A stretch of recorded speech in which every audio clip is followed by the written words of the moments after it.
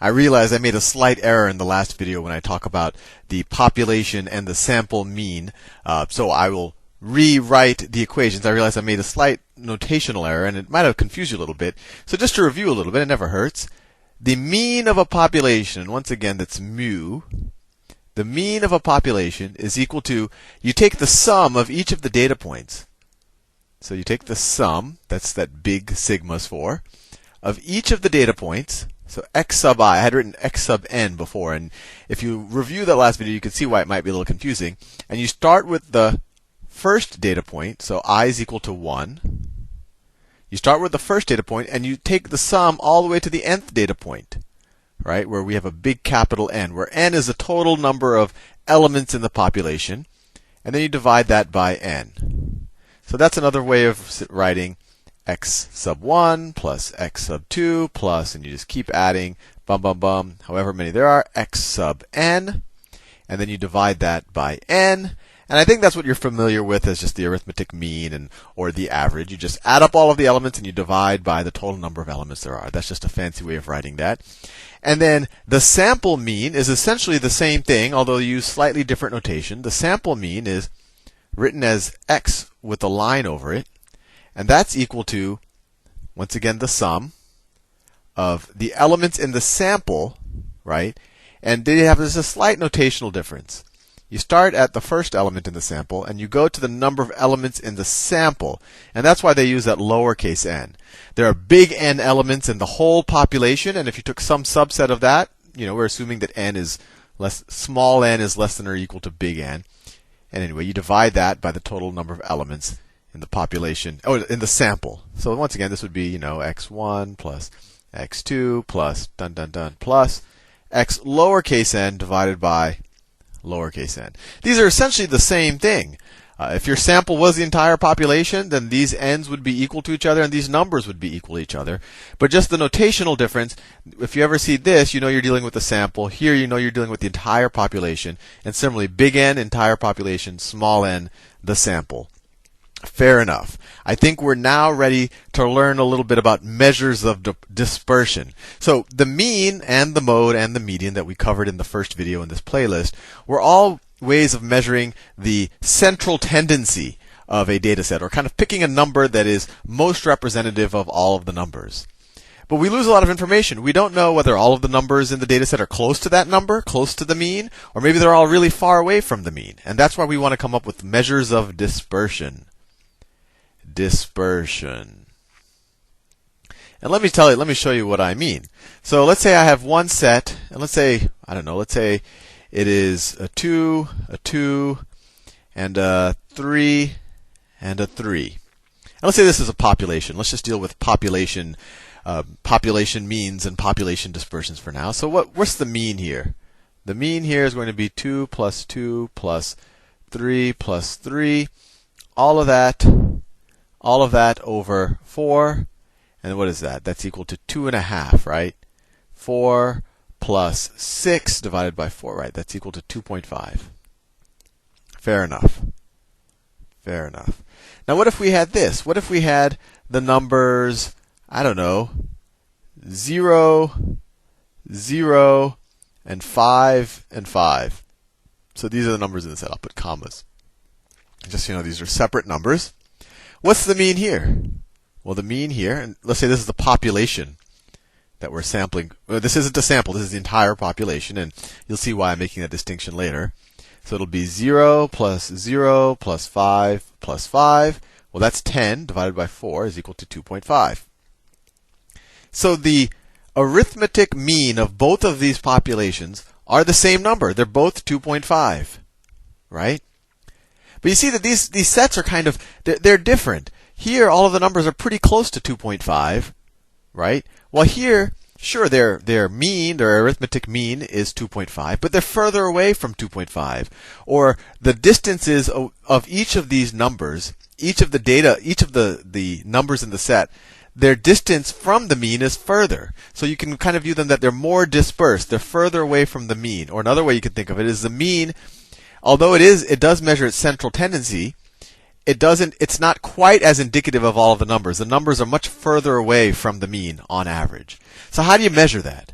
Well, you measure that with the variance. And this is something I found, and even in my own, it seems complicated when you first look at it, and most statistics textbooks use fairly complex notations, but the idea is almost as straightforward as the arithmetic mean.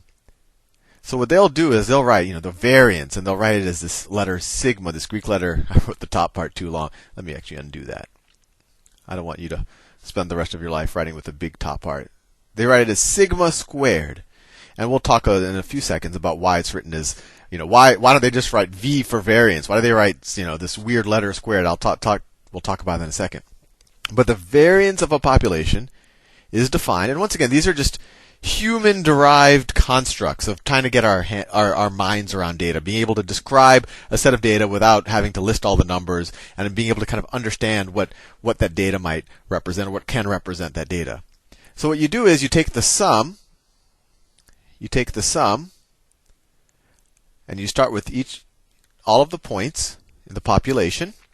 But instead of taking the sum of the points, you take each point, x sub I, and you subtract from that, and actually it doesn't matter if you subtract from that or you subtract that from the mean, the population mean, and then you square it. So what is this? This is the distance between each number and the mean. And then when you square it, it becomes a positive number. So you can kind of view it as just the squared absolute distance between each number and the mean of that set. And then you take the average of all of those, and you divide that by n. Now that might seem like a very complicated notion, but let's calculate it for these two data sets. So here, let me rewrite that first data set. It's 2, 2, 3, and 3. So what is, well, let me write it this way. I think this will help explain it for you a little bit better. So if I wrote I1, I2, I3, I4, that's I. Then x sub I. And, it's kind of arbitrary. It's just, this is saying the first term, the second term, the third term. I could have had this in any order. It doesn't matter. Maybe this was the first term, and this is the second, and this is the third. It doesn't matter, because we're just going to add them all up and then divide them. So it doesn't matter what order we do it. But anyway, x sub 1 is equal to 2. X sub 2 is equal to 2. X sub 3 is equal to 3. I'll stop writing this equal thing. X sub 4 is equal to 4. Right? What's the mean? Well, we figured out the mean up here. We just took these numbers and added them and divided by 4. The mean is 2.5. The mean is 2.5. So what is x sub I minus the mean? Right? We're slowly building up to this equation. What is x sub I minus the mean? Well, 2 minus 2.5, that's minus 0.5. 2 minus 2.5, that's once again minus 0.5. 3 minus 2.5, that's 0.5. 3 minus 2.5, that's 0.5. Fair enough. Now, this equation, they want us to square this. So x sub I minus the mean squared. And that has, there's several other properties we'll talk about later, but the most important thing that the squaring does, and the absolute value could have done it as well, but the squaring makes all of these positive. So minus 0.5 squared is positive 0.25. This is positive 0.25. Plus 0.5 squared is also positive 0.25.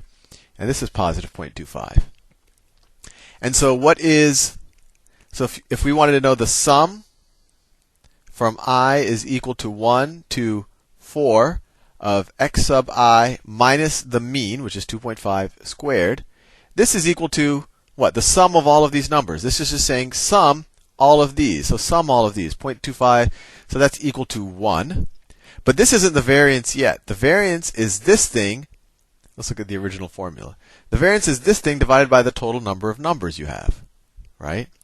So you take this, and then so the variance is equal to this thing divided by the total number of numbers, which is 4, which is equal to 0.25.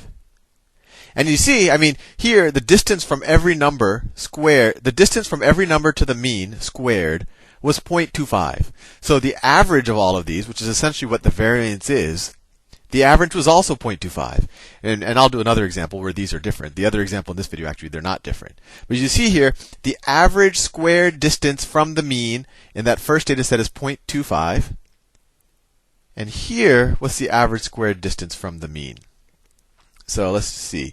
This is how far from the mean. It is, so let's say x, let me write x sub I, and then x sub I minus the mean in this, for this population. So x sub I, there's 0, there's a 0, there's a 5, and a 5. Right? This is the first term, x sub 1, x sub 1, this is x sub 2, and so forth. And then each of these numbers minus 0 minus 2, that's minus 2.5. 0 minus 2.5, right? This could be 2.5, right? That's the mean. It's minus 2.5. 5 minus 2.5 is 2.5. 5 minus 2.5 is 2.5. Now, if you took x sub I minus the mean squared, 2.5 squared is what? 6.25, and it becomes positive. So 6.25, that's the same thing. 6.25. That's already positive, so 6.25, 6.25. And so the variance is the sum of all of these divided by the total number of numbers there are, right? So we take the sum of all, so this is the average of these, and that's pretty easy to calculate. If you added all of these up and divided by 4, you're just going to get 6.25. So the variance of this population is 6.25. So there you have it. You have two data sets where their means are the same, but the variance of this data set is equal to, we figured out was 0.25, while the variance of this data set is equal to 6.25. And it's hard right now to have an intuition of what this, how does the 6 relate to the 0.25, but you know that this is a larger number. This is a much larger number than this is, which tells you just kind of at an intuitive feel that the numbers in this set are on average much further away from the mean than the numbers in this data set. Anyway, I'm out of time. I'll see you in the next video, and we'll talk a little bit about this, and we'll move into the standard deviation, and then what happens if you take these of a sample instead of a population. Everything we're doing here, we're taking the mean and the variance of every number in the data set. Later, we'll do it for the sample. See you soon.